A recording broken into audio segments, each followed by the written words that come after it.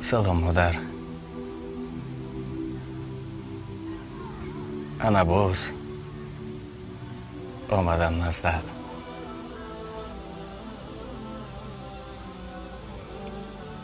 امروز دادرچه‌ام را نآوردم. خوب بود بیدارش نکردم. بسیار گریه کرد. روزی دراز شما را میکافت. من گفتم مادر بازار رفتم، می آیم. الده کردم. خوبش برد. مادر به خدا یادت کردم.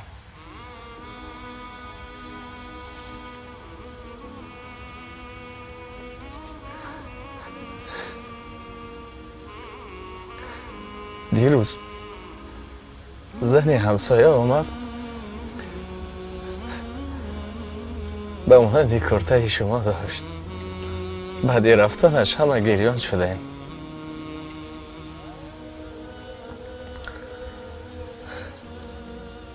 چقدر سخنهایم نگفتم مادر. به خدا یادت کردم.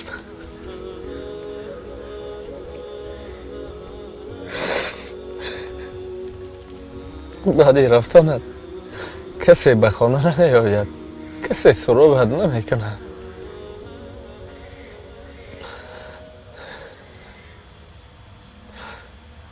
هیچ از خاطرم نمیبرد. جهل میکردم، غضب میکردم، باز برویم تبسم میکردی. آخران بار در رو برویت گفته بودم، حالا هم تو مرا بخشیده ای، لیکن من خودم را نمیبخشم. من خودم را نبخشیدم.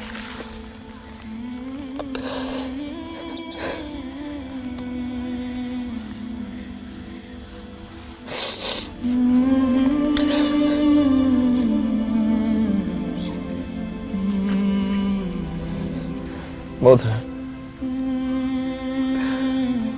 هر بگو دادرم کرته شما را بوی کشیده خواب میکنه. حالا هم به امید است که شما میآیید. کاش من میمردم،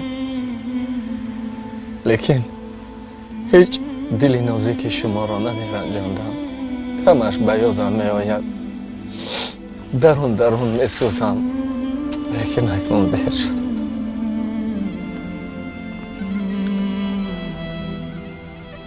دوستان، راستی من مادر دارم، اما سبب این است که شما دیر نکنید.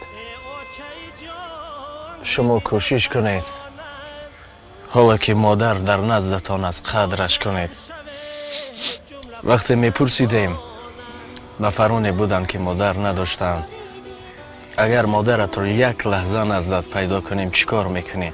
میگفت تمام هستی با گریم را میدادم تا یک لحظه مادر نزدم باشد و مرا آغوش گیرد. یک لحظه. نفر پهلو بود، مادر داشت، در حیرت بود. میگفت تو حالا این نعمت را داری، اما بسیاری ما پروا نداریم. قدر نعمت، وعده نعمت، احتیاطشان کنید. ای خدا، ای خدا.